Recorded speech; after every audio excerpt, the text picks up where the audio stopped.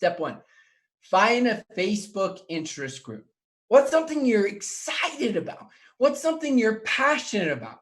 What's something that if you ran into some stranger that you had never met before, and let's say you're waiting in line, right? Post-corona when there are lines, and you're waiting in line and all of a sudden you start chatting it up, start having a conversation. Who would you be interested in having a conversation with and who would you not be? Right? You can think of what are those things that you'd be so excited to talk about.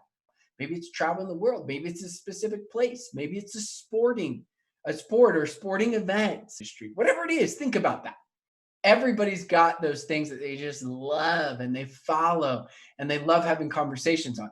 Why? Because this is how you can become the bold, authentic version of you. So now what you're going to do is you're going to go find that Facebook interest group. For me, I can put hiking. So I'm going to go to a Facebook interest group, and all I'm going to do is in the search bar, I'm going to put hiking and then I'll put groups.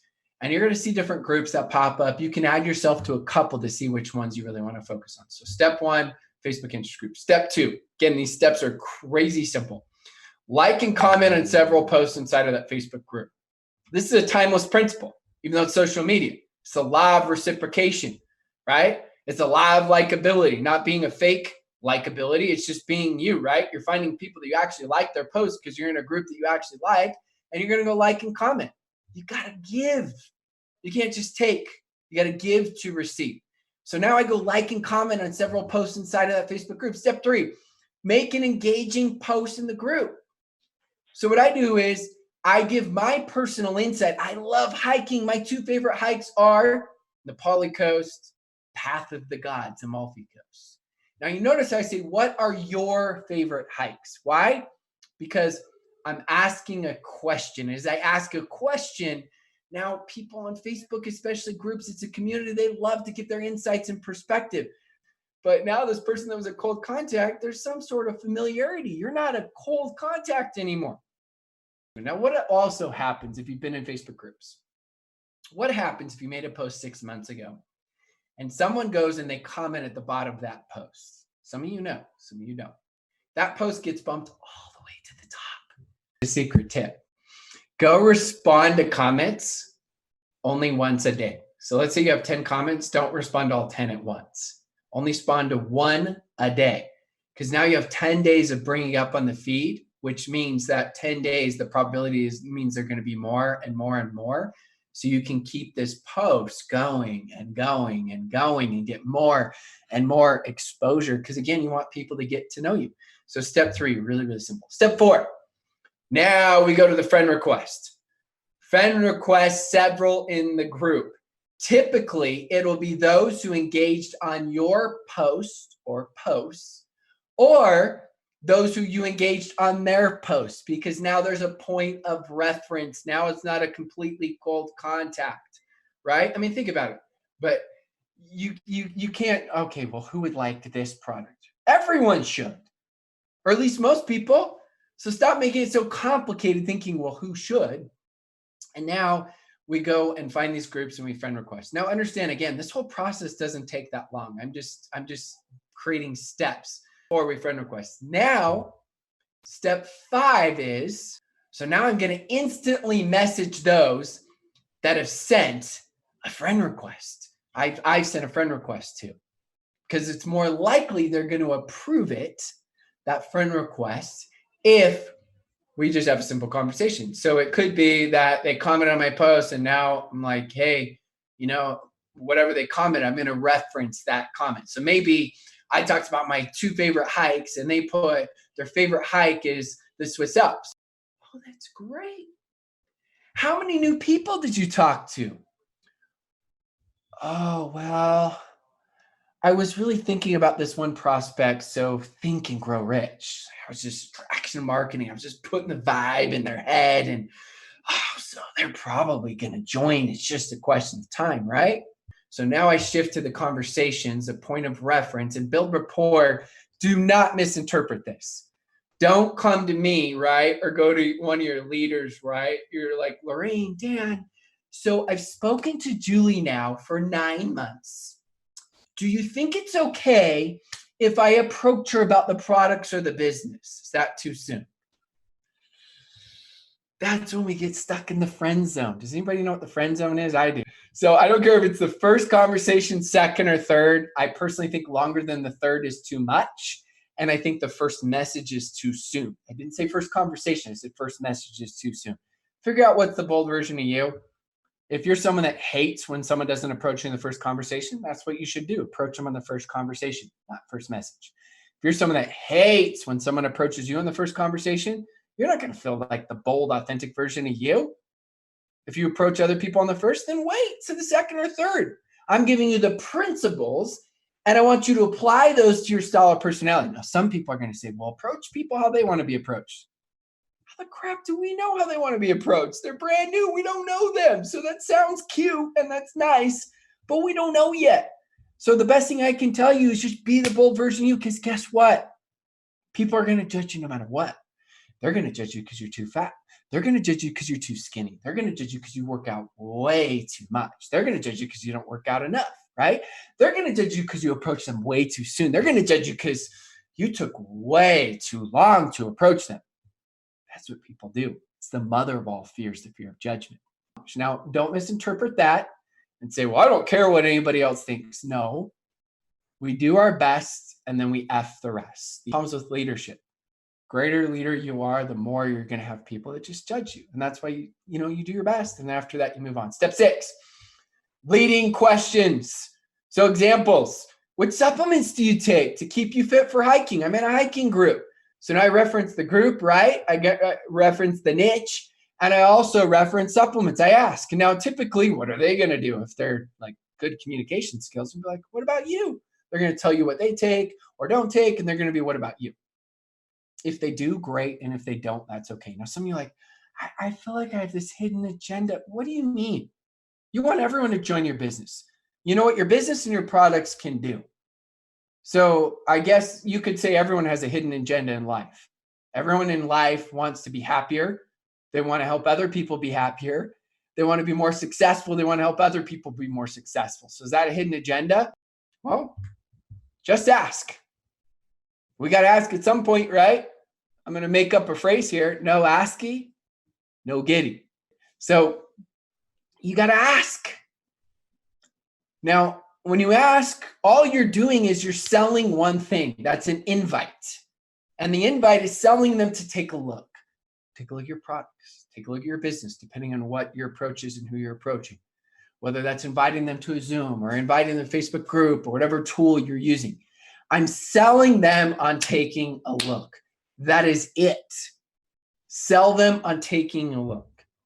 Step 8. Follow-up. The fortune is in the follow-ups. As we look at this, third-party validations. I was taught day one when I started. Three-way calls, three-way calls, three-way calls. And a lot of people these days that are on social media think that third-party validations are done. Third-party validations are as important as ever before. Here's the difference. Now there are just new techniques to apply the same principle. That does not take away from the old techniques. You can still do three-way calls. You can still meet in person. They're still absolutely phenomenal. But you can also now do group chats. So again, the timeless principles never change. That's why they're called principles. The techniques are adapted. And that's what I've done. I've taken those timeless principles and I'm utilizing them with social media as well. Because I love both online and offline really well. So sign up, or if they don't, then this is what you do. Is you ask them, are you okay if I keep you posted? It sounds like right now isn't a great time for you. Almost always they say yes. And then I set a reminder in my phone, just go in your calendar, set a reminder 2 weeks later, a non-business related conversation, whether it's making a comment on one of their posts or whether it's going to Facebook Messenger or whether it's a text, whatever it is, it doesn't matter. And then I do it again in 2 months and I do it again in 4 or 6 months. It takes literally a minute, sometimes less. But you don't want to be that person. You hit them up, they say no, hit them up a year later. Hey, want to join my business? They say no. Hit them up a year later. Want to join my business? The best time to build your arc is before the storm, is before the flood. It's not once the flood's here. And so for all of you, it's just thinking like a rich person. Rich people think long-term, poor people think short-term. That's spiritually, financially, physically, mentally, and in all aspects of life. And I'm telling you, it doesn't take that long to do. It makes all the difference because you know you're a giver, but sometimes we're perceived as takers, even though we know how much we can help them. They're like, look, all you do is just hit me up every year. Join, join, join, join.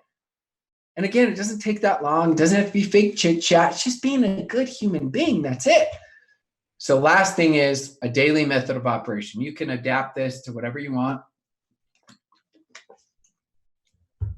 I would post on social media on a regular basis, on a daily basis if you can. Now, if you're not posting at all, or you're posting once a month, it's like telling someone to run a marathon, right? When they're not running at all. Well, start out with once a week and then move up to twice a week and 3 times a week. Now, some of you say, why? Because true attraction marketing is not what a lot of these gimmicks and people teach of, but that's not normal and that's not something that's duplicatable. And you will find I will never teach social media gimmicks. What your goal with attraction marketing is bridging the gap with your likability, not in a fake way, just the people that are attracted to your vibe attracts your tribe, great. And the people that aren't, they're going to block, unfriend, and unfollow you. Because if you try to be everything to everyone, you'll be nothing to no one. It's niches to riches. So now what you do is you're consistent with content so that people get to know you better. Now, maybe you still only close 2 out of 10, but maybe before you were closing 1 out of 10. You just doubled your numbers because you bridged the gap of likability, credibility through them getting to know you and seeing if they like your vibe, right? Number 2, 5 new reach outs. You can do 10, you can do 15, you can do 2 or 3, but non-business related. The greatest car salesman in America of all time, he outsold 95% of car dealerships. All he did was stay in touch. That was it. And he had unlimited amounts of referrals. Crazy, huh? It doesn't take that long to do it. It could be when you friend request them, right? As we went over, it could be it's their birthday, right? It could be someone you haven't spoken to in 6 months. Doesn't matter, but I never did less than 300 when I was in the trenches building. And now I do much more than that. I probably do 500 a month. And some of you are like, what? 300, that's 10 a day. It takes me less than 5 minutes. It's part of my daily method of operation. Number 3, 1 new ask. You could do 2, you could do 3, you could do 5. I highly suggest you have 2 numbers. 1 number is your minimum that you're willing to do no matter what. It's your non-negotiable. And then you can have those sprint/blitz weeks when you go all out and you make things happen. So I highly, highly suggest this is the most important thing that you track. Working in this business is talking to brand new people. Look, all of that is a funnel for you to focus on the most important main thing, which is talking to new people about your business or products and inviting them to take a look. Adding 5 new friends. Look, that could be 10, it could be 3, it could be 4. But again, this is helping you so that you're never running out of contacts. And then if you're doing the other things, right, with the new posts and the reach outs, and then eventually the ask, whether that's the first, second, or third conversation, what you're doing is you're creating this evolving just funnel of new contacts and new people, because too many people in network marketing go into this massive management mode. And what they do is they sponsor, and at some point they get slapped on the face, right? Where someone quits or it's too hard or they can't handle the fear of judgment. So now what they do is they committed to not quitting, but they're trying to get everyone to do what they once did. I'm going to say that again. They're trying to get everyone on their team to do what they once did, not what they're currently doing. They go into what I call management mode. Again, been there, done that, got the t-shirt, right? I've done it. I understand it. I'm just trying to help you to be in management mode less so that you can go achieve whatever those goals and dreams are, whether it's an extra 100, 200, 300, 500, or 10,000, 20,000, 50,000, whatever it is. I'm just trying to give you perspective. And then the follow-up, you can't really say a number. I have 1 follow-up there, but that's all in relation or to everything else you're doing. So if I'm asking 5 new people a day to look at my business or products, I'm going to have a lot more people to follow up with. If I'm not, I won't.